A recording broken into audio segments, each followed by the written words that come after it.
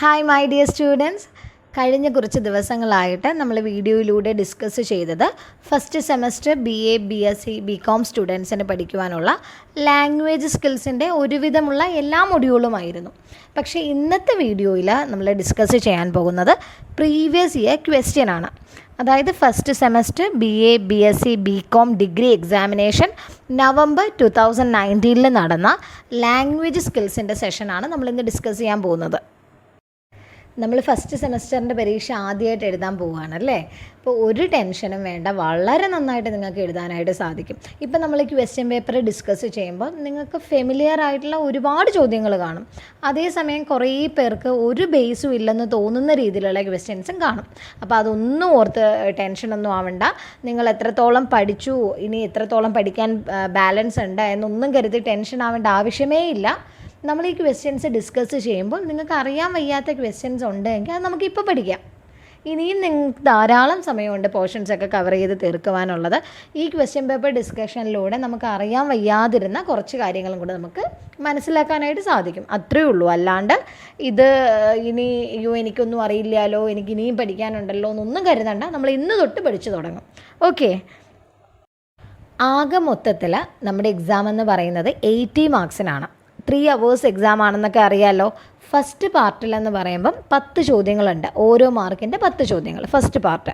Second part എന്ന് പറയുമ്പം ഒരു ലിസ്റ്റ് ഓഫ് ക്വസ്റ്റ്യൻസ് ആയിരിക്കും. അത് ഒരു 12 ക്വസ്റ്റ്യൻസ് കാണും. അതിൽ നിന്ന് നമ്മൾ ഏകദേശം ഒരു 8 ചോദ്യങ്ങൾ അറ്റൻഡ് ചെയ്യണം. ആ 8 ചോദ്യം 2 മാർക്ക് വീതമാണ്. 8 × 2 = 16. ഇനി തേർഡ് പാർട്ട് എന്ന് പറയുന്നത് അവിടെ 6 ക്വസ്റ്റ്യൻസ് നമ്മൾ അറ്റൻഡ് ചെയ്യണം. 6 question 4 മാർക്കായിരിക്കും. 6 questions and 4 marks each. 6 × 4 24. And final സെഷനാണ് essay എന്ന് പറയുന്നത്. അതൊരു 4 ക്വസ്റ്റ്യൻസ് കാണും.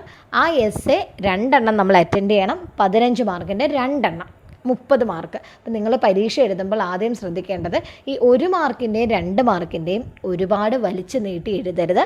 15 മാർക്കിൻ്റെ എസ്സേസിനും ഈ 6 മാർക്ക് 4 മാർക്ക് ക്വസ്റ്റ്യൻസ് ഇല്ലേ, 4 മാർക്കിൻ്റെ ക്വസ്റ്റ്യൻ അല്ലേ, അതിനും വേണം ഇമ്പോർട്ടൻസ് കൊടുക്കുവാനായിട്ട്.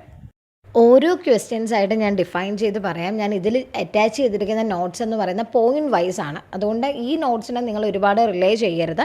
എലാബറേറ്റഡ് ആയിട്ടുള്ള നോട്ട്സ് വെച്ച് വേണം നിങ്ങൾ പഠിക്കുവാനായിട്ട്. ഞാൻ ജസ്റ്റ് നിങ്ങൾക്ക് മനസ്സിലാക്കാൻ വേണ്ടി പോയിൻറ്റ്സ് ആണ് ഇതിനകത്ത് അറ്റാച്ച് ചെയ്തിരിക്കുന്നത്. Okay, let us start discussing our questions. Our first question is define vowel sounds. Vowels are sounds during the production of which air escapes through the mouth freely and continuously without any audible friction. There are 20 vowel sounds in English RP, of which 12 are pure vowels and 8 are diphthongs. First question വന്നിരിക്കുന്നത് ഫോണറ്റിക്സിൽ നിന്നാണ്. ഫോണറ്റിക്സിൻ്റെ ഒരു video ഞാൻ upload ചെയ്തിട്ടുണ്ട്. അറിയില്ല എന്നുള്ളവർ ആ video ഒന്ന് കാണുക. Vowels എന്ന് പറഞ്ഞാൽ നമ്മുടെ സ്പീച്ച് സൗണ്ട്സ് 44 സ്പീച്ച് സൗണ്ട്സ് ഉണ്ട്. 2ആയിട്ട് ഡിവൈഡ് ചെയ്തിട്ടുണ്ട്, വവൽസ് എന്നും കൺസണൻസ് എന്നും. വവൽസ് എന്ന് പറഞ്ഞാൽ ഈ സൗണ്ട് പ്രൊഡ്യൂസ് ചെയ്യുമ്പോൾ നമ്മുടെ എയർ മൗത്തിൽ നിന്ന് ഫ്രീ ആയിട്ടാണ് പുറത്തേക്ക് പോകുന്നത്. ഒരു ഓഡിബിൾ ഫ്രിക്ഷനോ കാര്യങ്ങളോ ഒന്നുമില്ല. 20 വവൽ സൗണ്ട്സ് ആണ് ഇംഗ്ലീഷിലുള്ളത്. അതിൽ 12 വവൽസ് പ്യുവർ വവൽസ് ആണ്, 8 എണ്ണം ഡിഫ്തോങ്സ് ആണ്. ഇതാണ് ഫസ്റ്റ് ക്വസ്റ്റ്യൻ്റെ answer. The second question is find 2 words that rhyme with the word make. Make എന്ന പോലെ റൈം ചെയ്യുന്ന 2 വേറെ വേർഡ്സ് പറയാനാണ് പറഞ്ഞിരിക്കുന്നത്. ഈസി അല്ലേ? ടേക്ക് ആൻഡ് സേക്ക് രണ്ടും മേക്ക് എന്ന് പറയുന്ന വേർഡിനോട് റൈം ചെയ്ത് നിൽക്കുന്നതാണ്. Next question is identify the sounds that underlined in the following words. ഈ തന്നിരിക്കുന്ന 2 വേർഡിലും അണ്ടർലൈൻ ചെയ്തിരിക്കുന്ന അവിടെ വരുന്ന സൗണ്ട് ഏതാണെന്നാണ് ചോദിച്ചിരിക്കുന്നത്. റൈസ് എന്ന് പറയുമ്പോൾ Z എന്ന് പറയുന്ന സൗണ്ടാണ് അണ്ടർലൈൻ ചെയ്തിരിക്കുന്നത്. അവിടെ വരുന്നത് സ്ലാൻഡർ ലൈൻസിൽ Z എന്നുള്ള കൺസണൻ്റ് ആണ് വരുന്നത്. നെക്സ്റ്റ് വേർഡ് ഫോൺ എന്നതാണ്. ഫോൺ എന്ന് പറയുമ്പോൾ ആ ഔ എന്ന് പറയുന്ന സൗണ്ടാണ് അവിടെ വന്നിട്ടുള്ളത്. അത് ഡിഫ്തോങ് ആണ്. കോമ്പിനേഷൻ ഓഫ് വവൽ സൗണ്ട്സ് ആണ് അവിടെ വന്നിട്ടുള്ളത്. Next question is about syllable. എന്താണ് സിലബിൾ? സിലബിൾ എന്ന് പറഞ്ഞാൽ നമ്മുടെ സ്പോക്കൺ ലാംഗ്വേജിൻ്റെ യൂണിറ്റ് ആണ്. which can be uttered in a single puff of the air. Actually, each puff of air pushed out of the lungs produces 1 syllable. നമ്മളൊരു word പറയുമ്പോൾ ഒരു തവണ നമ്മുടെ ലങ്സിൽ നിന്ന് എയർ പുഷ് ഔട്ട് ആവുന്നു. അപ്പോൾ ഒരു സിലബിൾ അവിടെ ഫോം ചെയ്യുന്നു. എത്രത്തോളം തവണ ലങ്സിൽ നിന്ന് എയർ പുഷ് ഔട്ട് ആയിക്കൊണ്ടിരിക്കുന്നോ അത്രയും സിലബിൾ അവിടെ ഫോം ചെയ്യുകയാണ്. ഇപ്പം ഞാൻ യു എന്ന് പറയുന്ന വേർഡ് പറയുകയാണെങ്കിൽ അവിടെ ഒരൊറ്റ തവണയെ എയർ പുറത്തേക്ക് വന്നിട്ടുള്ളൂ. അപ്പോൾ അവിടെ ഇത് മോണോസിലബിക് വേർഡാണ്. അതേസമയം ഞാൻ ഫാദർ എന്ന് പറയുമ്പോൾ എന്ന് പറയുമ്പം ഒരു തവണ എയർ പുഷ് ഔട്ടായി, എന്ന രണ്ടാമത്തെ ഇത് പറയുമ്പോഴത്തേക്കും വീണ്ടും എയർ പുഷ് ഔട്ടായി. അപ്പോൾ അത് ഡൈസിലബിക് വേർഡിൻ്റെ എക്സാമ്പിളാണ്. എക്സാമിനേഷൻ എന്ന് പറയുന്ന വേർഡ് എടുത്തേ, എക്സെമിനേഷൻ, എത്രയോ വട്ടം എയർ പുറത്തേക്ക് പുഷ് ഔട്ടായി. അപ്പോൾ അത് പോളിസിലബിക് വേർഡിൻ്റെ എക്സാമ്പിളാണ്. അപ്പോൾ സിലബിൾ എന്ന് പറഞ്ഞു കഴിഞ്ഞാൽ യൂണിറ്റ് ഓഫ് സ്പീച്ച് സൗണ്ട് എന്നാണ് അർത്ഥം. മോണോസിലബിക്ക്, ഡൈസിലബിക്ക്, പോളിസിലബിക്ക് എന്നും പറഞ്ഞ് ഡിഫറെൻറ്റ് ടൈപ്സ് ഓഫ് സിലബിൾസും ഉണ്ട്.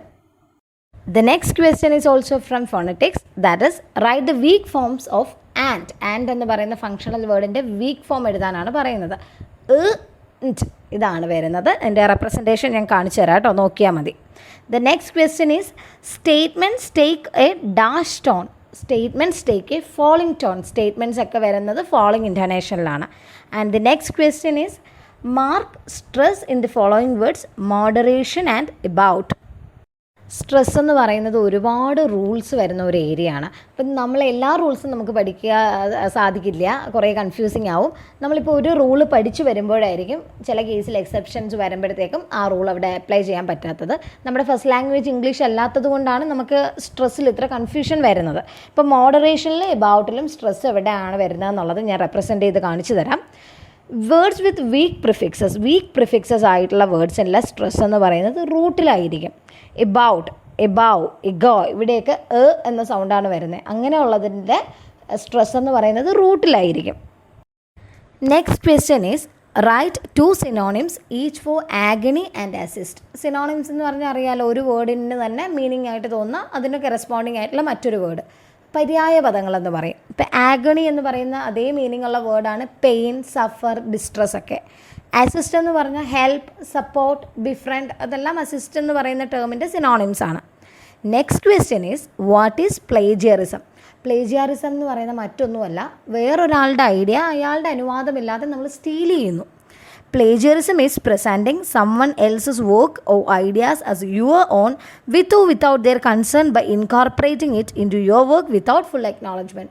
മറ്റൊരാളുടേതാണെന്ന് സൈറ്റ് ചെയ്യാതെ നമ്മൾ നമ്മുടെ ഐഡിയ ആയിട്ട് അതിൻ്റെ പോർട്രേ ചെയ്താൽ അതാണ് പ്ലേജിയറിസം. ലീഗലായിട്ട് ആക്ഷൻസ് എടുക്കുന്ന കേസസ് ആട്ടോ പ്ലേജിയറിസത്തിൻ്റെത്. Next one is netiquette. Internet use ചെയ്യുമ്പോൾ നമ്മൾ ഫോളോ ചെയ്യുന്ന കുറച്ച് set of rules, set of disciplinary things, അതാണ് നെറ്റിക്യൂറ്റ് എന്നുകൊണ്ട് ഉദ്ദേശിക്കുന്നത്. It is short for internet etiquette. Internet മാനേഴ്സിനെയാണ് നെറ്റിക്യൂറ്റ് എന്ന് പറയുന്നത്. നമ്മളെപ്പോഴും മറ്റൊരാളുടെ പ്രൈവസീനെ റെസ്പെക്റ്റ് ചെയ്യണം. ഒരാളുടെ മുഖത്ത് നോക്കി പറയാത്ത ഒരു കാര്യങ്ങളും ഒരു സ്ക്രീനിൻ്റെ മുന്നിലിരുന്ന് നമ്മൾ ചെയ്യരുത്. അത് ധൈര്യത്തിൻ്റെ ലക്ഷണമൊന്നുമല്ല, കവേർഡ്നെസ്സിൻ്റെ ലക്ഷണങ്ങളാണതല്ല. അപ്പോൾ ഇൻ്റർനെറ്റ് യൂസ് ചെയ്യുമ്പോൾ എപ്പോഴും ഒരാൾ നമ്മളോട് പറഞ്ഞാൽ നമുക്ക് എങ്ങനെ ഫീൽ ചെയ്യും അതുപോലെ ആയിരിക്കും നമ്മൾ ഇതുപോലെ അബ്യൂസീവ് ആയിട്ടുള്ള ലാംഗ്വേജൊക്കെ മറ്റൊരാളോട് പറയുമ്പോൾ അയാൾക്കും തോന്നുന്നത്. എപ്പോഴും ബ്രൗസ് ചെയ്യുമ്പോൾ സൈബർ വേൾഡ് എന്ന് പറയുന്നത് ഒരിക്കലും പ്രൈവസി നമ്മുടെ പ്രൈവസിയിൽ നിൽക്കുന്ന ഒരു കാര്യമല്ല. അപ്പോൾ അത് യൂസ് ചെയ്യുമ്പോൾ നമ്മൾ നമ്മുടേതായ ഡെക്കോറംസും കാര്യങ്ങളും മെയിൻറ്റെയിൻ ചെയ്യുക. Begin your message with a salutation and end the message with your signature. If you wouldn't say it face to face, don't say it online. ഇതാണ് നമ്മുടെ ഫസ്റ്റ് 1 mark സെഷനിൽ വരുന്ന questions. Now we are moving to the second part questions. Answer any 8 each in a short paragraph not exceeding 50 words. Our first question from the second part of the question paper is write a note on the importance of soft skills. Soft skills are sometimes referred to as transferable skills or professional skills. They include social skills, interpersonal skills and a positive attitude. ഞാൻ notes കുറച്ചേ ഇതിനകത്തോട്ട് attach ചെയ്തിട്ടുള്ളൂ. നിങ്ങൾ elaborated ആയിട്ട് തന്നെ എഴുതണം കേട്ടോ എക്സാമിന്. സോഫ്റ്റ് സ്കിൽസ് എന്ന് പറഞ്ഞാൽ എന്താണ്? അതൊരിക്കലും ഒരു ജോബ് റിലേറ്റഡ് ആയിട്ട് നമ്മൾ അക്വയർ ചെയ്തുണ്ടാക്കിയെടുക്കുന്ന ഒരു അറിവല്ല, നമ്മളിലേക്ക് തനിയെ കൾട്ടിവേറ്റ് ചെയ്ത് വന്ന ഒരെണ്ണമാണ്. അപ്പം നല്ല കമ്മ്യൂണിക്കേഷൻ സ്കില്ല്, ലീഡർഷിപ്പ് ക്വാളിറ്റി, അതുപോലെ പോസിറ്റിവിറ്റി, ആക്റ്റീവ് ലിസണിങ്, ഇതെല്ലാം സോഫ്റ്റ് സ്കിൽസിൻ്റെ ഭാഗമായി വരേണ്ട കാര്യങ്ങളാണ്. ഇതിനെല്ലാമാണ് സോഫ്റ്റ് സ്കിൽസ് എന്ന് പറയുന്നത്. സോഫ്റ്റ് സ്കിൽസ് ഉണ്ട് എങ്കിൽ നമുക്ക് ഒരുപാട് കരിയർ ഗ്രോത്തും നമ്മുടെ ബിഹേവിയറൽ ഗ്രോത്തും നമുക്ക് നല്ല ഒരു ഫ്രണ്ട്ലി ആയിട്ടുള്ള ഹെൽത്തി റിലേഷൻഷിപ്പൊക്കെ മെയിൻറ്റെയിൻ ചെയ്യാൻ പറ്റും. അതാണ് സോഫ്റ്റ് സ്കിൽസ് എന്ന് പറയുന്നത്. Then next question is how does redundancy affect communication? Redundancy either knowingly or unknowingly enter the communication process. If deliberate, it serves the purpose of reiterating the message. Otherwise, repetitiveness is an undesired element. Entropy, redundancy, noise എന്നൊക്കെയുള്ളത് നമ്മുടെ communication effect ചെയ്യുന്ന ബാരിയേഴ്സാണ്. ഒരു speaker ഒരു കാര്യം തന്നെ വീണ്ടും വീണ്ടും പറഞ്ഞുകൊണ്ടിരുന്നു കഴിഞ്ഞാൽ നമുക്ക് ബോറടിക്കില്ലേ, നമുക്ക് ആ കമ്മ്യൂണിക്കേഷൻ വലിയ എൻ്റർടൈനിങ് ആയിട്ട് തോന്നില്ല. അപ്പോൾ അതാണ് റെഡൻഡൻസി എന്ന് പറയുന്നത്. റെഡൻഡൻസി കമ്മ്യൂണിക്കേഷനിൽ വന്നു കഴിഞ്ഞാൽ അതൊരു അൺഡിസൈഡ് എലമെൻ്റ് ആണ്. Next question is what do you mean by verbal communication? ഒരു എസ്സേ ഒക്കെ എഴുതാൻ പറ്റുന്ന ഒരു ഈസി ക്വസ്റ്റ്യൻ ആയിരുന്നല്ലേ, പക്ഷേ ചോദിച്ചത് 2 മാർക്കിലാണ്. അതുകൊണ്ട് വലിച്ചു നീട്ടി എഴുതരുത്, ആവശ്യത്തിനനുസരിച്ച് മാത്രമേ എഴുതാവുള്ളൂ. നോൺ വെർബൽ കമ്മ്യൂണിക്കേഷൻ എന്ന് പറഞ്ഞാൽ വേർഡ്സ് ഉപയോഗിക്കാതെ നമ്മുടെ ഐഡിയാസും നമ്മുടെ ഇമോഷൻസും ഫീലിങ്സും ഒക്കെ കൺവേ ചെയ്യുന്ന പ്രോസസ്സാണ്. Non-verbal communication is the transmission of messages or signals through a non-verbal platform such as eye contact, facial expression, gestures, postures, etc. It includes the use of distance and physical environment or appearance of voice and of touch. എന്ത് രീതിയിലും നമുക്ക് communicate ചെയ്യാം. Body ലാംഗ്വേജിലൂടെയും words ഉപയോഗിക്കാതെയുള്ള കമ്മ്യൂണിക്കേഷനാണ് non verbal communication. Eye contact, facial expression, gestures, postures ഇതെല്ലാം ഇതിന് examples ആണ്. And the next question is diphthongs. What are diphthongs and introduce the sounds with examples. എന്താണ് diphthongs എന്ന് പറയുന്നത്? Diphthongs are sounds during the production of which the tongue starts in the position of a particular vowel and moves in the direction of the position of another vowel within a single syllable, and there are 8 diphthongs. Diphthongs നമ്മുടെ വവൽസിൻ്റെ ഒരു പാർട്ടിൽ വരുന്നതാണ്. 12 pure വവൽസും 8 ഡിഫ്തോങ്സും ഉണ്ടെന്ന് പറഞ്ഞില്ലേ. ഈ sound നമ്മൾ produce ചെയ്യുമ്പം നമ്മുടെ ടങ് ഒരു വവൽ പൊസിഷനിൽ നിന്ന് തൊട്ടടുത്ത മറ്റൊരു വവൽ പൊസിഷനിലോട്ട് ഗ്ലൈഡ് ചെയ്യും. അതുകൊണ്ടാണ് ഇതിനെ ഗ്ലൈഡ്സ് അല്ലെങ്കിൽ കോമ്പിനേഷൻ ഓഫ് വവൽസ് എന്ന് പറയുന്നത്. 8 ഡിഫ്തോങ്സ് ആണുള്ളത്. ഏതൊക്കെയാണെന്ന് വെച്ച് കഴിഞ്ഞാൽ എ, ഓയ്, ഐ, ഇയ, എയ, ഉവ, ഔ ആൻഡ് എൗ. ഇതൊരു പാട്ട് പോലെ പഠിച്ചു വെച്ചാൽ നിങ്ങൾക്ക് പെട്ടെന്ന് ഓർമ്മ കിട്ടും. എ, ഓയ്, ഐ, ഇയ, എയ, ഉവ, ഔ ആൻഡ് എൗ. എ എന്ന് പറയുന്ന സൗണ്ടിൻ്റെ എക്സാമ്പിളാണ് ഏഞ്ചൽ, എയിം, എയ്റ്റ്. ആൻഡ് ഓയ് എന്ന് പറയുന്ന സൗണ്ടിൻ്റെ എക്സാമ്പിളാണ് oil, boy, soil and coil. Then I എന്ന് പറയുന്ന സൗണ്ട് വരുന്ന വേർഡ്സ് ഏതൊക്കെയാണ്? ഐ കണ്ണെന്നർത്ഥം വരുന്നത്, മൈ, ഫൈൻ, മൈൻ, ഇതിലൊക്കെ ഐ സൗണ്ടല്ലേ വരുന്നത്. ഇനി ഇയ എന്ന് പറയുന്ന സൗണ്ട് വരുന്നതോ ear, here, dear, fear, tear, ഇതിലൊക്കെ ഇയ എന്ന് പറയുന്ന സൗണ്ടാണ് വരുന്നത്. ദെൻ എയ എന്ന് പറയുന്ന സൗണ്ട് വരുന്നതോ air, fair, FAIR, fair, hair, HAIR, അവിടെ എയ എന്ന് പറയുന്ന സൗണ്ടാണ് വരുന്നത്. നെക്സ്റ്റ് വൺ ഈസ് ഉവ എന്ന് പറയുന്ന സൗണ്ട് വരുന്നത് poor, POOR, poor. Then PURE, pure, അവിടെയും ഉവ എന്ന് പറയുന്ന സൗണ്ട് ഉണ്ട്. നെക്സ്റ്റ് വൺ ഈസ് ഔ എന്ന് പറയുന്ന സൗണ്ട് വരുന്നത് bowl, crowd, owl. Okay, clear ആയില്ലേ? ഇനി 8th സൗണ്ട് എന്ന് പറയുന്നത് ഹൗം, ബൗട്ട്, നൗ. ഇതിലൊക്കെയാണ് എ, ഓയ്, ഐ, ഇയ, എയ, ഉവ, ഔ ആൻഡ് എൗ സൗണ്ട് വരുന്നത്. ഇതാണ് ഡിഫ്തോങ്സ്. ക്ലിയർ ആയില്ലേ ഡിഫ്തോങ്സ്? ഇതെല്ലാം ഫോണറ്റിക്സിൻ്റെ സെഷനിൽ നിന്ന് ചോദിച്ചിട്ടുള്ള ചോദ്യങ്ങളാട്ടോ. Next question is what do you mean by tonic syllable? The intonation pattern for the unit begins on the tonic syllable and it is the place with the strongest stress, and also we can say that it is the syllable on which the stress falls. അതായത് ഏത് സിലബിളിലാണോ stress വീഴുന്നത് അതിനെയാണ് നമ്മൾ tonic syllable എന്ന് പറയുന്നത്. Next question is what do you mean by podcasting? Podcasting is a portmanteau word of iPod and broadcasting. It is an audio or video broadcast that is distributed over the internet. It usually has a format similar to a radio or television show. Since only a few pieces of equipment are required to record a podcast and the internet is used as the distribution medium, it is easy for anyone to create and distribute thoughts and opinions to the world. The podcast has to sound natural and one has to use a conversational tone for the broadcast to sound interesting. Keep it concise and flexible. ഒറ്റ വാക്കിൽ podcasting എന്താണെന്ന് പറയാനാണെങ്കിൽ internet വഴിയുള്ള audio അല്ലെങ്കിൽ visual, ദൃശ്യശ്രവ്യ വിവരങ്ങളുടെ പ്രക്ഷേപണം, അതായത് audio and visual distribution, internet use ചെയ്തിട്ടുള്ളത്, അതാണ് പോഡ്കാസ്റ്റിംഗ് എന്ന് പറയുന്നത്. The next question is why is anchoring considered to be a challenging job? ഈ ക്വസ്റ്റ്യൻസ് ഒക്കെ കണ്ടപ്പോഴേ നിങ്ങൾക്ക് മനസ്സിലായില്ലേ, ടെക്സ്റ്റ് ബുക്കിൻ്റെ പുറത്തു നിന്നുള്ള ഒരു ചോദ്യങ്ങളും ചോദിച്ചിട്ടില്ല. മെജോറിറ്റി ക്വസ്റ്റ്യൻസും ടെക്സ്റ്റ് ബുക്കിൽ നിന്ന് തന്നെയാണ്. നിങ്ങൾ ടെക്സ്റ്റ് ഒന്ന് നന്നായിട്ട് വായിച്ചു കഴിഞ്ഞാൽ ഈ ക്വസ്റ്റ്യൻസ് എല്ലാം അറ്റൻഡ് ചെയ്യാൻ പറ്റും. Anchoring is a challenging job that requires a set of skills that can be developed through perfecting one's speaking skills. Anchor is a person who hosts a show or a program which can be on the radio or on television as a part of a live stage show. An anchor has to have excellent language competency, has to learn the details of the program that she is anchoring, and a script that will help her be in command throughout the show. An anchor can also be called the host or hostess, the compere or the MC or the master of ceremonies. Anchoring എന്ന് പറയുന്നത് വളരെ challenging ആയിട്ടുള്ളൊരു ജോബാണ് അല്ലേ. നമ്മൾ പണ്ട് കണ്ട ഷോസൊക്കെ ആലോചിക്കുമ്പോൾ തന്നെ അതിലെ ആങ്കേഴ്സാണ് ആദ്യം നമ്മുടെ മനസ്സിലോട്ട് വരുന്നത്. ഐഡിയ സ്റ്റാർ സിംഗർ, ഇപ്പോഴത്തെ ടോപ്പ് സിംഗർ, അതുകൂടാതെ എത്രയോ പരിപാടികളുണ്ട്. ലൈവ് സ്റ്റേജ് ഷോ തന്നെ എടുത്തു നോക്കുക. ആ ഹോൾ പ്രോഗ്രാമിൻ്റെ എനർജി പാക്കേജ് എന്ന് പറയുന്നത് ഈ ആങ്കേഴ്സാണ്. ആങ്കറിങ് എന്ന് പറയുന്നത് നിസ്സാര ജോലിയല്ല. നല്ല കമ്മ്യൂണിക്കേറ്റിംഗ് സ്കിൽസും ആ ഒരു ഷോയിനെ മുഴുവനും ഒരേപോലെ തുടക്കം തൊട്ട് ലാസ്റ്റ് വരെ എനർജറ്റിക് ആയിട്ട് കൊണ്ടുപോവുക ഒരു ആങ്കറിൻ്റെ ഉത്തരവാദിത്തമാണ്. അവർക്ക് സ്ക്രിപ്റ്റ് പഠിക്കണം, ആ ഷോയുടെ എ തൊട്ട് ഇസഡ് വരെയുള്ള കാര്യങ്ങൾ പഠിക്കണം, നല്ല രീതിയിൽ പ്രാക്ടീസ് ചെയ്യണം. എന്നാൽ മാത്രമേ പ്രോപ്പറായിട്ട് അവർക്ക് വന്ന് ബിഹേവ് ചെയ്യാൻ പറ്റുള്ളൂ. അപ്പോൾ ഈ ഒരു കാര്യങ്ങളെല്ലാമാണ് ഈ ക്വസ്റ്റ്യൻ്റെ ആൻസറായിട്ട് എഴുതേണ്ടത്. Next question is write a paragraph on barriers to reading. റീഡിങ്ങിന് തടസ്സമാകുന്ന കാര്യങ്ങൾ എന്തൊക്കെയാണെന്ന് ഞാനിപ്പോൾ പോയിൻ്റായിട്ട് പറയാം. നിങ്ങൾ എക്സാമിന് പാരഗ്രാഫായിട്ട് എഴുതാൻ പറഞ്ഞാൽ അതുപോലെ തന്നെ എഴുതുക. Lack of grammatical and linguistic competence, environmental factors like poor lighting, size of the book or font size, lack of concentration or motivation to pursue the habit of reading, distractions in the form of visual spectacles easily available on television or the internet.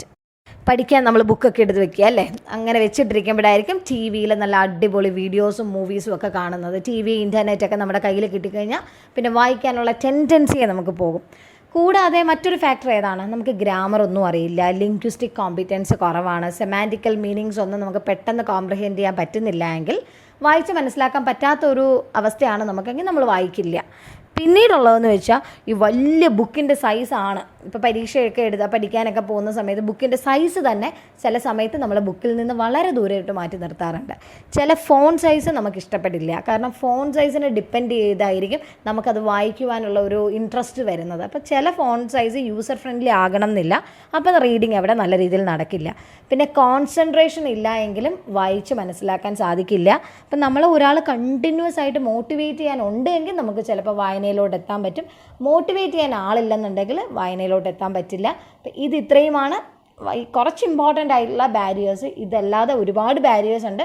എക്സാമിന് mark അനുസരിച്ച് നിങ്ങൾ answer ചെയ്യുക.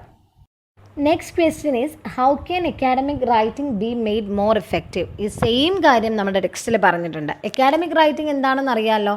ഇപ്പം ഒരു thesis അല്ലെങ്കിൽ ഒരു project prepare ചെയ്ത് present ചെയ്യേണ്ട സമയത്ത് നമ്മൾ വളരെ ഫോമലായിട്ട് നല്ല അൺബയാസ്ഡ് ആയിട്ടുള്ള രീതിയിൽ വളരെ നല്ല ഫോണ്ടിൽ കൃത്യമായി റിസർച്ചൊക്കെ ചെയ്തിട്ടായിരിക്കും പ്രസൻറ്റ് ചെയ്യുന്നത്.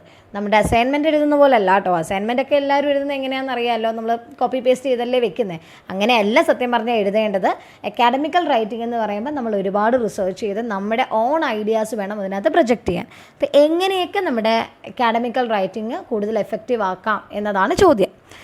Use of proper punctuation, correct spelling and an up-to-date vocabulary. Avoid slang, abbreviation and reduce use of jargon. Have a structured process. Plan, draft, edit and format. Identify a topic, research and collect information. Outline and plan. Start with a draft, review, edit and format. Be aware of the target reader. Familiarize yourself with writing and editing software that can help in the process. For writing, there are several tools available online. Google Docs is one of the popular word processor. There are also proofreading services offered by websites like Grammarly and Hemingway Editor.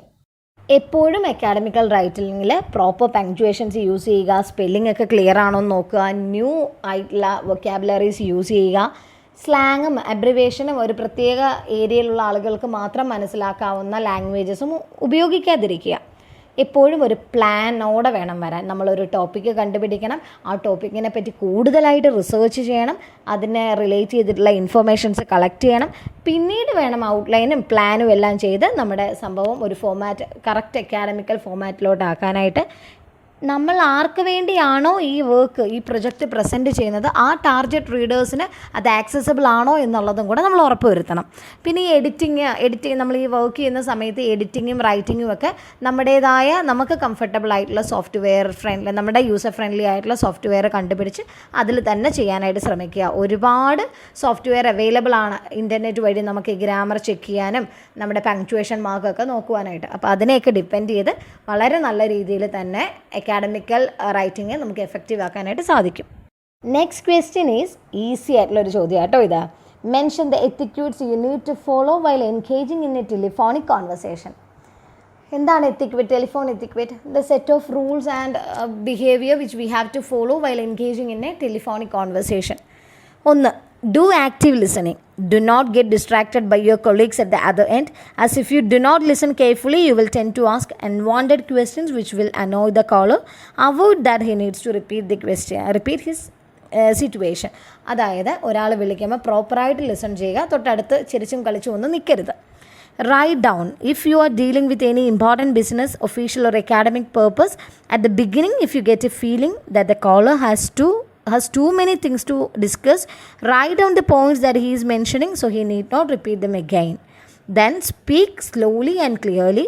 Do not speed up your conversation or else the caller might not understand you.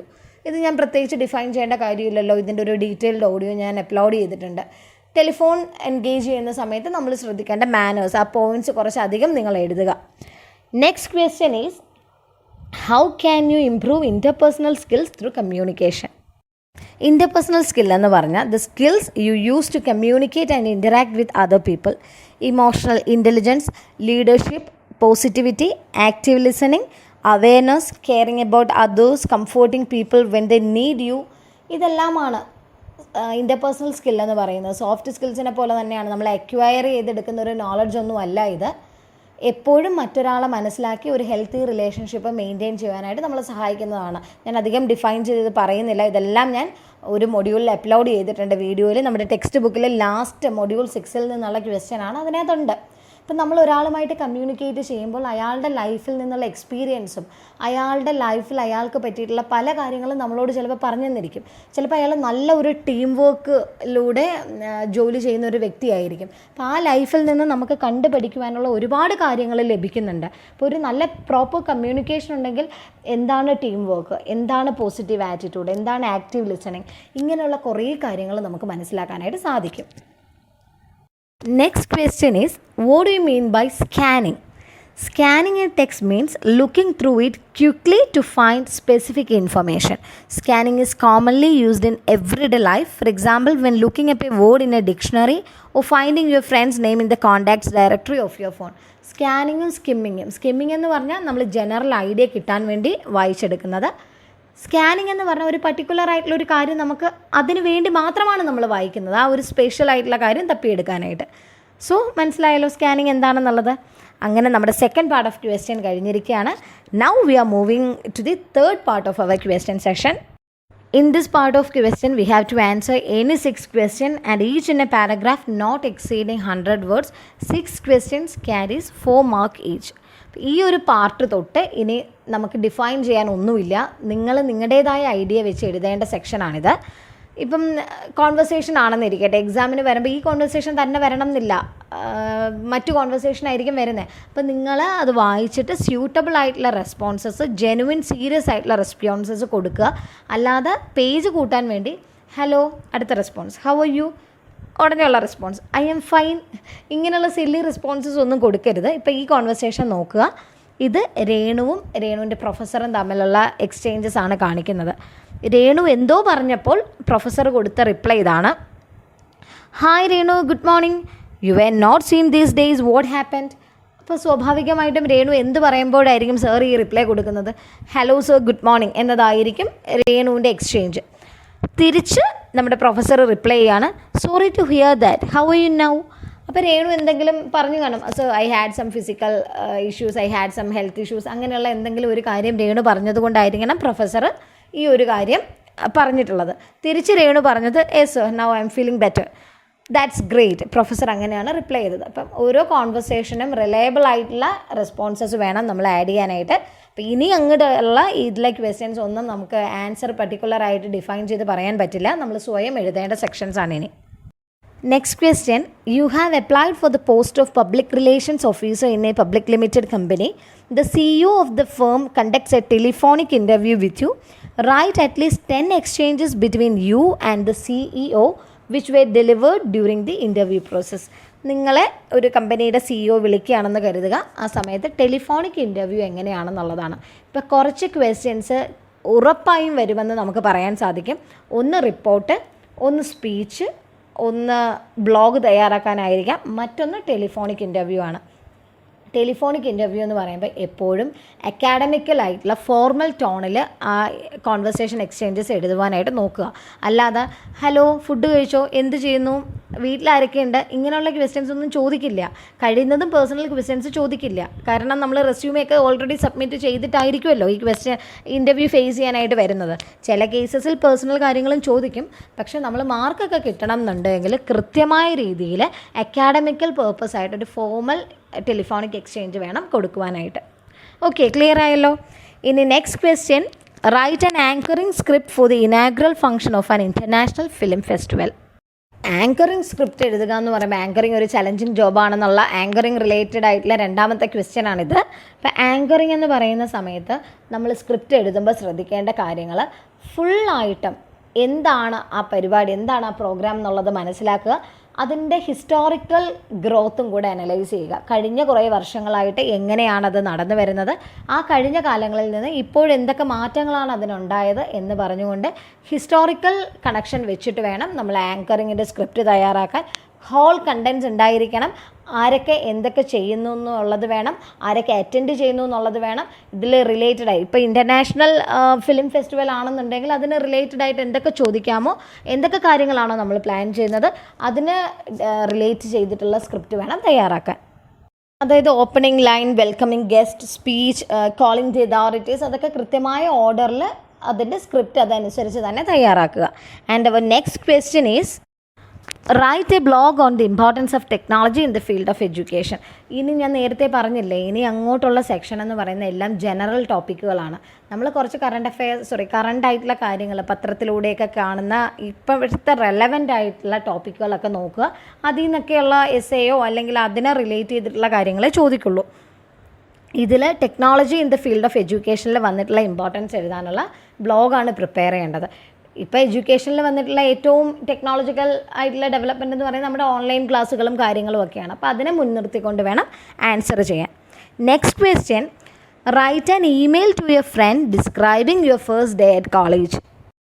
Email എഴുതാൻ അറിയാമല്ലോ അല്ലേ? ഇമെയിലിൻ്റെ ഒരു structure വരയ്ക്കുക. അത് കഴിഞ്ഞിട്ട് to address, from address വയ്ക്കുക. To address means നമ്മുടെ മെയിൽ ID, ടു ആരാണ്, ഫ്രം ഏത് എന്നുള്ളതാണെന്നുള്ളത് മെൻഷൻ ചെയ്യുക. abcd@gmail.com അങ്ങനെയൊക്കെ എഴുതിയാൽ മതി. സബ്ജക്റ്റ് ലൈൻ്റെ അവിടെ കൊടുക്കുക. കൂട്ടുകാരനോട് സംസാരിക്കുമ്പോൾ റെസ്പെക്റ്റഡ് ഫ്രണ്ട് എന്നൊന്നും നമ്മൾ വെക്കാറില്ല. നമ്മുടെ ഫ്രണ്ട്ലി സല്യൂട്ടേഷൻ വെച്ച് അങ്ങ് തുടങ്ങിയാൽ മതി. എങ്ങനെയായിരുന്നു നമ്മുടെ ആദ്യത്തെ ദിവസം, എന്തൊക്കെ ഉണ്ടായിരുന്നു, എങ്ങനെയുള്ളതായിരുന്നു എന്നൊക്കെ ഡിഫൈൻ ചെയ്ത് നമ്മുടെ ഒരു ഫ്രണ്ടിനോട് പറയുന്ന രീതിയിൽ മെൻഷൻ ചെയ്യുക. ഇതൊന്നും പ്രത്യേകിച്ച് നമ്മൾ പറഞ്ഞു തരാൻ പറ്റുന്ന കാര്യങ്ങളല്ല. ഇത് ക്വസ്റ്റ്യൻ്റെ ആശയം മനസ്സിലാക്കി തരാനേ പറ്റുള്ളൂ. ഇത് നിങ്ങൾ തനിയെ എഴുതേണ്ട സെക്ഷൻസാണിത് മുഴുവനും. നെക്സ്റ്റ് ക്വസ്റ്റ്യൻ ഇതുപോലെ മിനിറ്റ്സ് തയ്യാറാക്കാനുള്ളതാണ്. അത് കഴിഞ്ഞുള്ളത് റിപ്പോർട്ട് തയ്യാറാക്കാനുള്ള ക്വസ്റ്റ്യനാണ്. റിപ്പോർട്ട് തയ്യാറാക്കുമ്പോൾ എപ്പോഴും ശ്രദ്ധിക്കേണ്ടത് കാര്യങ്ങളെല്ലാം പാസ്റ്റ് ടെൻസിലായിരിക്കും. കാര്യം ഓൾറെഡി നടന്നു കഴിഞ്ഞ ഒരു കാര്യത്തെക്കുറിച്ചാണ് നമ്മൾ റിപ്പോർട്ട് ചെയ്യുന്നത്. സ്പോർട്സ് ഡേയുടെ റിപ്പോർട്ടിംഗ് എന്ന് പറയുന്നത് ഇത്ര സമയത്ത് രാവിലെ വന്നു, ഇദ്ദേഹമാണ് ഇനാഗുറൽ ഫംഗ്ഷൻ ഉണ്ടായിരുന്നത്, തുടർന്ന് ഇത്രയൊക്കെ പ്രോഗ്രാംസ് ഉണ്ട്, കുട്ടികളെ ഈ ഗ്രൂപ്പൊക്കെ ആയിട്ട് ഡിവൈഡ് ചെയ്തു, 2 ഗ്രൂപ്പ് ഈ കളർ റെപ്രസെൻറ്റ് ചെയ്തു, ബാക്കി ഗ്രൂപ്പുകളുടെ അവരെ റെപ്രസെൻറ്റ് ചെയ്ത കളർ എന്ന് പറയുന്നത് ബ്ലൂ ആണ്, യെല്ലോ ആണ്, ഇത്ര ഹൗസിനെ റെപ്രസെൻറ്റ് ചെയ്തിട്ടുള്ളതാണ്. അങ്ങനെ നമുക്കറിയാമല്ലോ ഒരു കോളേജിൽ സ്കൂളിലൊക്കെ സ്പോർട്സ് ഡേ എങ്ങനെയാണ് നമ്മൾ സെലിബ്രേറ്റ് ചെയ്തതെന്നുള്ളത്, ആരൊക്കെയാണ് വിന്നേഴ്സ്, ഏതൊക്കെ ഐറ്റംസ് ആണെന്നുള്ളതൊക്കെ മെൻഷൻ ചെയ്ത് വേണം റിപ്പോർട്ട് തയ്യാറാക്കാനായിട്ടുള്ളത്. Next question edit the passage ആണ്. പൊതുവെ പാസേജുകളൊക്കെ എഡിറ്റ് ചെയ്യുമ്പോൾ hyphen, spelling mistake, capital letters, grammatical errors ഇതൊക്കെ കാണുള്ളൂ. ഞാൻ ഇത് നോക്കിയിട്ട് ഇതിൻ്റെത് ഞാൻ ഷെയർ ചെയ്ത് കാണിക്കുന്നതായിരിക്കും ഈ edit the following passage. And the next question is, അടുത്തതും പോഡ്കാസ്റ്റിംഗ് സ്ക്രിപ്റ്റാണ് ചോദിച്ചിരിക്കുന്നത്. പക്ഷേ ആ ടോപ്പിക്ക് ശ്രദ്ധിച്ചോ, gender discriminating prevailing in India, general topics ആണ് ചോദിച്ചിട്ടുള്ളത്. അപ്പം നമുക്ക് എന്തെങ്കിലുമൊക്കെ ജനറലായിട്ടുള്ള കാര്യങ്ങൾ അറിഞ്ഞാലേ വ്യക്തമായ കണ്ടൻറ്റ് ഇതിനകത്ത് കൊടുക്കാൻ സാധിക്കുള്ളൂ. And now we are moving to our fourth section, അതായത് എസ്സേ സെക്ഷനാണ്. ഇനി ശ്രദ്ധിക്കുക, പറയുന്നത് 15 മാർക്കിൻ്റെ എസ്സേ എന്ന് പറയുമ്പോൾ നമ്മൾ നിസ്സാരമായിട്ട് കാണരുത്. 1 മാർക്ക് 2 മാർക്കിൻ്റെ ക്വസ്റ്റ്യൻ അഥവാ നമുക്ക് എഴുതാൻ സാധിച്ചില്ലെങ്കിലും അവിടെ പോകുന്നത് 1 മാർക്ക് അല്ലെങ്കിൽ 2 മാർക്കാണ്. ഞാൻ കുറച്ച് കാണുകയല്ല കേട്ടോ 1 മാർക്കിനെയും 2 മാർക്കിനെയും. എന്നാലും 15 മാർക്കിൻ്റെ എസ്സേ എഴുതാതെ ഇരിക്കരുത്. നമുക്ക് സമയം അഡ്ജസ്റ്റ് ചെയ്ത് വേണം എഴുതേണ്ടത്. 15 മാർക്കിൻ്റെ എസ്സേ ഒരു കാരണവശാലും എഴുതാതെ നിങ്ങൾ സ്കിപ്പ് ചെയ്യരുത്. എസ്സേ എഴുതുമ്പോൾ ആദ്യം ഒരു ടൈറ്റിൽ കൊടുക്കുക, ഇൻട്രൊഡക്ടറി പാർട്ട്, കണ്ടൻറ്റ് പാർട്ട്, അങ്ങനെ പിന്നെ കൺക്ലൂഷനിലേക്ക് വരിക. അപ്പോൾ എഴുതുന്ന സമയത്ത് ഇമ്പോർട്ടൻ്റ് ആയിട്ടുള്ള എന്തെങ്കിലും റിയൽ ലൈഫ് ഇൻസിഡൻസ് ഒക്കെ നിങ്ങൾ മെൻഷൻ ചെയ്യുമെങ്കിൽ, പെട്ടെന്നൊരു അറ്റൻഷൻ കിട്ടണമെങ്കിൽ അതൊക്കെ ഒന്ന് അണ്ടർലൈൻ ചെയ്ത് പോവുക. മനസ്സിലായോ? റെലവൻ്റ് ആയിട്ടുള്ള ടോപ്പിക്സ് എഴുതുന്ന സമയത്ത് അതൊന്ന് അണ്ടർലൈൻ ചെയ്ത് പോവുക. ഇതിൽ ആദ്യത്തെ question, prepare A speech on the topic corruption in public life. Corruption in public ലൈഫിനെ കുറിച്ചൊക്കെ നമ്മൾ എഴുതണമെങ്കിൽ നമുക്ക് എന്തെങ്കിലും കാര്യങ്ങൾ അറിയണം ഇന്നത്തെ സമൂഹത്തിൽ നടക്കുന്നത്. അപ്പോൾ അതുമായിട്ട് റിലേറ്റ് ചെയ്തൊക്കെ എഴുതുക. Write a telephonic conversation between you and a reputed writer. You want him or her to address the students on the inauguration of English association. അപ്പം നമ്മുടെ അസോസിയേഷൻ, ഇംഗ്ലീഷ് അസോസിയേഷൻ്റെ ഇനാഗുറേഷൻ ഒരു റെപ്യൂട്ടഡ് റൈറ്ററിനെ വിളിക്കുന്ന ഇതും ടെലിഫോണിക് കോൺവെർസേഷനാണ്. അപ്പം മനസ്സിലായല്ലോ ഏത് തരത്തിലുള്ള ചോദ്യങ്ങളാണ് റെപ്പറ്റീഷനായിട്ട് ചോദിക്കുന്നതെന്നുള്ളത്. അപ്പോൾ ഈ ഒരു ക്വസ്റ്റ്യൻ വരുമ്പോഴത്തേക്കും നമ്മൾ ശ്രദ്ധിക്കേണ്ടത്, ആ ഫോൺ കോൺവെർസേഷനിലൂടെ ഇത്രയും റെപ്യൂട്ടഡ് ആയിട്ടുള്ള ഒരു റൈറ്ററിനെ നമ്മുടെ കോളേജിലോട്ട് നമ്മൾ എത്തിക്കണം. അപ്പോൾ അത്രയും ഇമ്പ്രസീവ് ആയിരിക്കണം നമ്മുടെ എക്സ്ചേഞ്ചസ് എന്ന് പറയുന്നത്. അദ്ദേഹത്തിൻ്റെ വർക്കിനെ കുറിച്ച് മെൻഷൻ ചെയ്യുക, ബാക്കി അദ്ദേഹത്തിൻ്റെ ഒരു പബ്ലിക് അഫെയർ ഒക്കെ ആയിട്ട് റിലേറ്റ് ചെയ്തിട്ടുള്ള കാര്യങ്ങൾ, അദ്ദേഹത്തിൻ്റെ പബ്ലിക്കേഷൻസിനെ കുറിച്ച്, പുള്ളി അല്ലാതെ ചെയ്യുന്ന കാര്യങ്ങളെക്കുറിച്ചും എല്ലാം സംസാരിച്ച് അദ്ദേഹത്തിന് തന്നെ തോന്നണം, ഞാൻ ഈ കോളേജിൽ വരണം, അഡ്രസ്സ് ചെയ്യണം എന്ന രീതിയിലുള്ള ഒരു ഇംപ്രസീവ് എക്സ്ചേഞ്ച് ആയിരിക്കണം നമ്മൾ എക്സാമിന് എഴുതേണ്ടത്. Next question is, you so the advertisement for the post of sub-editors in a leading daily and you like to apply for the same. You possess the required qualifications and experience. Prepare a cover letter and CV. Prepare a covering letter and CV. കണ്ടോ, എപ്പോഴും ചോദിക്കുന്ന genuine question ആണിത്, CV resume എന്നുള്ളത്. ഇതിൻ്റെ model ഞാൻ ഇതിൻ്റെ കൂടെ തന്നെ അറ്റാച്ച് ചെയ്തേക്കാം. ആ മോഡൽ നോക്കിയാൽ നിങ്ങൾക്ക് കാര്യം മനസ്സിലാവും. CVയും റെസ്യൂമേയും ഇല്ലാത്ത ഒരു ലാംഗ്വേജ് സ്കിൽസിൻ്റെ എക്സാമും കാണില്ല. 15 മാർക്കിൻ്റെ ഒരു ക്വസ്റ്റ്യൻ നിങ്ങൾ ഉറപ്പിച്ചു വെച്ചോളൂ, ആ CV. Next question is, write an essay on the ways and means to enhance English language skills among second language learners. Second language ലേണേഴ്സിൻ്റെ ഇടയിൽ എങ്ങനെ ഇംഗ്ലീഷ് ലാംഗ്വേജ് സ്കിൽസ് എൻഹാൻസ് ചെയ്യാം എന്നുള്ളതാണ് ചോദ്യം. സെക്കൻഡ് ലാംഗ്വേജ് ലേണേഴ്സായ നമ്മളെപ്പോലെയുള്ള ആളുകൾ നേരിടുന്ന ഏറ്റവും വലിയ പ്രശ്നം മദർ ടങ് ഇൻ്റർഫറൻസ് ആണ്. അറിയാമല്ലോ, ഇംഗ്ലീഷ് എന്ന് പറയുന്ന ലാംഗ്വേജ് നമ്മൾ മലയാളം പറയുന്നത് പോലെ പറയാൻ ശ്രമിക്കും. അതാണ് ഏറ്റവും വലിയൊരു പ്രശ്നം. അപ്പോൾ അത് ഓവർകം ചെയ്യാനുള്ള മെത്തേഡ്സ് എന്തൊക്കെയാണ്, എങ്ങനെ ഇംഗ്ലീഷിനോടുള്ള പേടി സാധാരണക്കാരിൽ നിന്ന് മാറ്റാൻ സാധിക്കും, ഇതൊക്കെ വെച്ച് വേണം ഈ ഒരു എസ്സേയുടെ കണ്ടൻറ്റ് ഡെവലപ്പ് ചെയ്യാനായിട്ട്. അപ്പോൾ ഇംഗ്ലീഷിനോടുള്ള പേടി നമുക്ക് എല്ലാവർക്കും ഉള്ള ഒരേ ഒരു പേടി, അയ്യോ എനിക്ക് ഇംഗ്ലീഷ് എഴുതാൻ നന്നായിട്ടറിയാം, പക്ഷേ എനിക്ക് ഇംഗ്ലീഷ് പറയാൻ അറിയത്തില്ല. അത് നമുക്ക് അറിയാൻ വയ്യാത്തത് കൊണ്ടല്ല, അതിൻ്റെ പ്രധാന സൈക്കോളജിക്കൽ റീസൺ എന്ന് പറയുന്നത് നമുക്ക് പേടിയായതുകൊണ്ടാണ്. തെറ്റുമോ എന്നുള്ളൊരു പേടിയാണ്. അപ്പോൾ അത് ഓവർകം ചെയ്യാനുള്ള മെഷേഴ്സ് ഈ എസ്സേയിൽ മെൻഷൻ ചെയ്യുക. പിന്നെ നമ്മൾ എന്തൊക്കെ രീതിയിൽ ഇംഗ്ലീഷ് എന്ന് പറയുന്ന ലാംഗ്വേജിനോട് നമുക്ക് കുറച്ച് അട്രാക്റ്റഡ് ആകാൻ പറ്റും, എന്തൊക്കെ നമ്മൾ സ്വയം ചെയ്യണം എന്നുള്ള കാര്യങ്ങളും കൂടെ മെൻഷൻ ചെയ്യുക. വേറെയും കുറേ പോയിൻറ്റ്സ് ഇല്ലേ, speak as much as you can, read as much as you can, read different types of ഡാനോസ് including English poetry, English novels and English books, English magazines. അങ്ങനെയൊക്കെയുള്ള വായനാശീലം വരുമ്പോൾ തന്നെ നമുക്ക് ഇംഗ്ലീഷ് ലാംഗ്വേജിനോടൊരു താല്പര്യം തോന്നും. മാത്രമല്ല ഡെയിലി നമ്മുടെ ലൈഫിൽ നടന്ന എല്ലാ കാര്യങ്ങളും, ഇപ്പോൾ ഒരു ദിവസം എടുക്കുക, ഇന്നത്തെ ദിവസത്തിൽ നടന്ന എല്ലാ കാര്യങ്ങളും നമ്മുടെ ഒരു പിയർ ഗ്രൂപ്പ്, നമ്മുടെ ഏറ്റവും ക്ലോസ് ആയിട്ടുള്ള ഒരാളോട് ഫോൺ ചെയ്ത് ഇംഗ്ലീഷിൽ സംസാരിക്കാൻ ശ്രമിക്കുക. ഇംഗ്ലീഷിൽ കോൺവേഴ്സ് ചെയ്യുമ്പോൾ ഈ ഒരു ചടപ്പും മടുപ്പും ഒക്കെ അങ്ങ് മാറി നല്ല രീതിയിൽ നമ്മുടെ ആ ഒരു പേടിയിൽ നിന്നൊക്കെ റിക്കവർ ചെയ്യാനായിട്ട് പറ്റും. ഞാൻ കുറച്ച് ടിപ്സ് പറഞ്ഞു എന്നേ ഉള്ളൂ. ഇങ്ങനെയൊക്കെയാണ് ചോദിക്കുന്നതെങ്കിൽ ഇംഗ്ലീഷ് ലാംഗ്വേജിൻ്റെ growth, English as a global language, English as a platform for communication, English as an international language, ഇങ്ങനെ കുറച്ച് ഗ്രോത്ത് റിലേറ്റഡ് ആയിട്ട് നമുക്ക് എഴുതാനായിട്ട് സാധിക്കും. ഓക്കെ, അപ്പോൾ ഇത് ഇത്രയുമാണ് ചോദ്യം. ഈസി ക്വസ്റ്റ്യൻസ് ആണെന്ന് മനസ്സിലായില്ലേ? ഒരു പേടിയൊക്കെ മാറി കിട്ടിയില്ലേ? അപ്പോൾ കുഴപ്പമില്ല, നമുക്കിനി സമയമുണ്ട്. ഇതുവരെ ഡിസ്കസ് ചെയ്തതിൽ നിങ്ങൾക്ക് അറിയാൻ വയ്യാത്ത എന്തെങ്കിലും ഏരിയ ഉണ്ടായിരുന്നു, അത് ഇമ്പോർട്ടൻ്റ് ആണെന്ന് നിങ്ങൾക്ക് തോന്നിയിട്ടുണ്ടെങ്കിൽ ചെന്നിരുന്ന് വായിച്ച് നല്ല അടിപൊളിയായിട്ട് പരീക്ഷ എഴുതുക. Okay, thank you so much. Have A nice day.